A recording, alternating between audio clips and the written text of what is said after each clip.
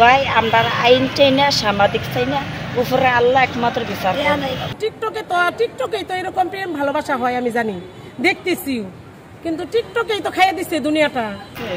কিন্তু আল্লাহ একমাত্র আমার বোনের বিচার করবে। এই যে যিনি এই ঘটনাটা ঘটাইলো তার কি বিচার দাবি করেন আপনি সরকারের কাছে? আমরা তো হ্যাঁ টাকা আছে, পয়সা আছে, টাকায় বিনিময়ে হ্যাঁ থানা সব কিছু কিনা লিখছে, কিন্তু আমরা তো টাকা নাই, আমরা কোনো কিছু না। মো রিকোয়েস্ট করে, রিকোয়েস্ট মানুষ মনে করে না, ঠিক আছে?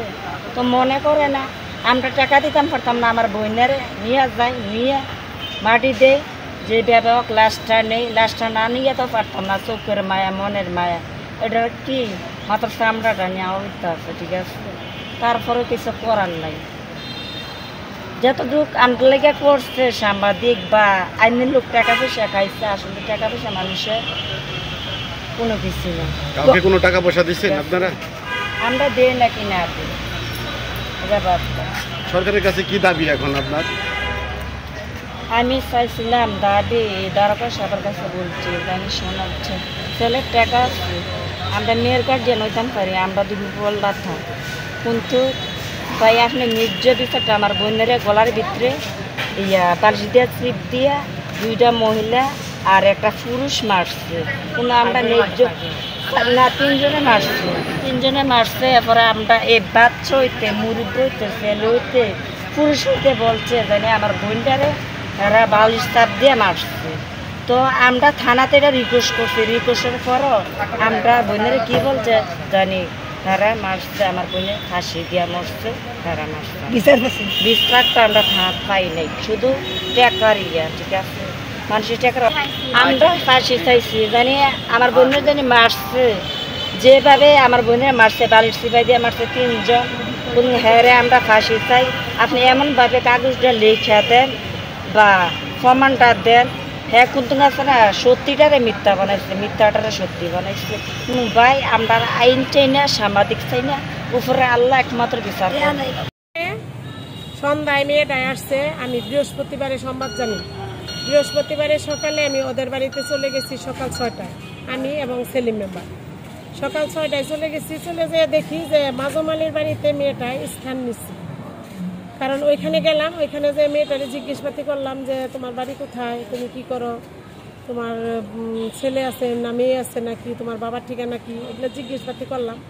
করার পর মেয়েটাই বলতেছে অমুক জায়গায় আমার ঠিকানা, আমার বিয়ে হয়েছিল, আমার একটা বাচ্চা আছে, আমি এইভাবে আসছি, আমার সাথে সোহাগের সাথে 1.5 বছর ধরে সম্পর্ক। কিন্তু কিভাবে সম্পর্ক? টিকটকে সম্পর্ক। ছবি দেখাইলো, যে ছবির মধ্যে দেখলাম যে টিকটক করতেছে দুজন, টিকটকের সম্পর্ক। মেয়েটার 1 বছর না 1.5 বছর ধরে সারাসারি হয়ে গেছে ওই আগের হাজব্যান্ডের কাছ থেকে। সারাসারি হয়ে যাওয়ার পরে এই ছেলেটাই সারাসারি করাইছে। এই ছেলেটাই গত জ্যৈষ্ঠ মাসে, বৈশাখ মাসে ধান নেওয়ার সময় একবার নিয়ে আসছিল, 9 দিন ছিল। 9 দিন থাকা অবস্থায় মেয়েটারে বাইবেল দিয়ে আর কি টাকা পয়সা 3000 টাকা নাকি দিয়ে পাঠিয়ে দিছি, যে আমার ছেলে আসলে পরে তোমার আবার নিয়ে আসবে। তো এর মধ্যে আবার হঠাৎ করে ছেলেটাই ওই বাড়িতে গেছিল, ওই কুমিল্লায় যাই আবার মেয়েটারে টাউলাইয়া গত বুধবারে নিয়ে আসছে। নিয়ে আসার পরে ছেলেটাই ভাইগে চলে গেছে, কোথায় আছে জানি না।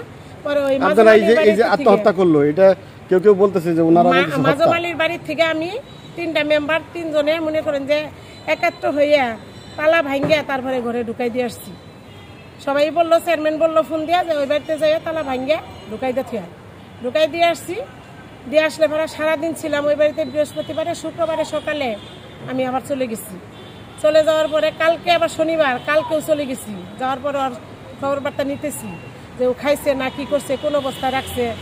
তো ওর শাশুড়ি হবে যে ছেলের মা, ওনারে বললাম, উনি বললো যে আমার ছেলে আসুক, থাকতে থাক, মেয়ে থাকতে থাক।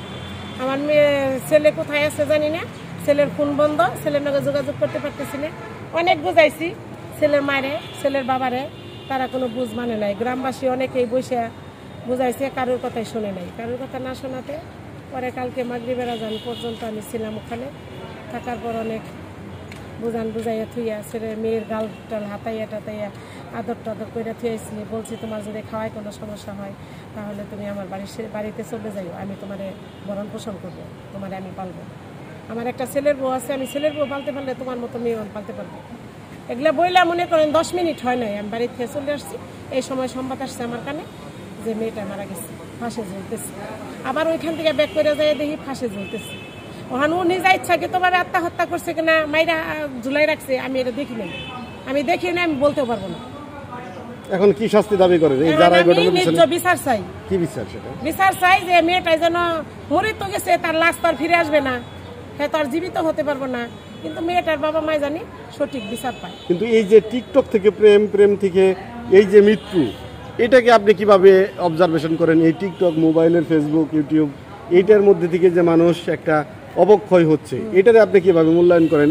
আপনি পরবর্তী প্রজন্ম যারা আছে তাদেরকে কি সাজেশন করবেন একজন জনপ্রতিনিধি হিসেবে? মূল্যায়ন করবো টিকটকেই তো এরকম প্রেম ভালোবাসা হয় আমি জানি, দেখতেছি, কিন্তু টিকটকেই তো খাইয়ে দিচ্ছে দুনিয়াটা।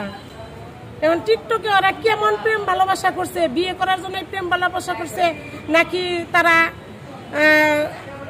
কোন অবস্থায় তারা ভালোবাসছে, এটা তো আমিও বলতে পারতেছি না।